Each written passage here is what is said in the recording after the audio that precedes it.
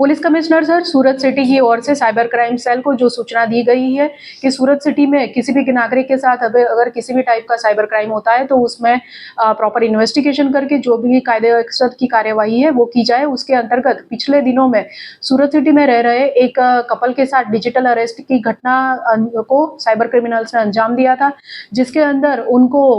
बताया गया था क्रिमिनल्स के द्वारा कि उनका एक बॉम्बे से बैंकॉक जा रहा पार्सल बुक हुआ है, जिसके अंदर पासपोर्ट,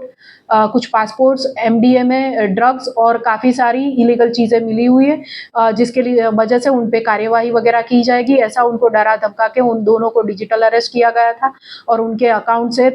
उनको डरा धमका के पुलिस कार्यवाही नहीं करने के लिए उनको बचाने के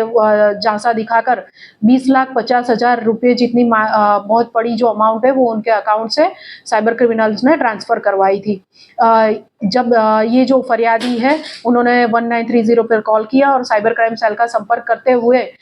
उनकी एफआईआर यहाँ रजिस्टर्ड की गई थी, जिसके इन्वेस्टिगेशन के दौरान साइबर क्राइम सेल को पता चला कि ये जो पैसे उसमें से 9,50,000 जितनी जो अमाउंट है वो गुजरात के जामनगर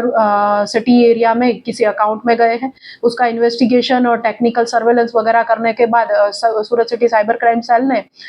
2 आरोपियों को अभी अरेस्ट किया है, जिसमें एक नवाज मलिक है, नवाज माणेक है, जिसने अपने अकाउंट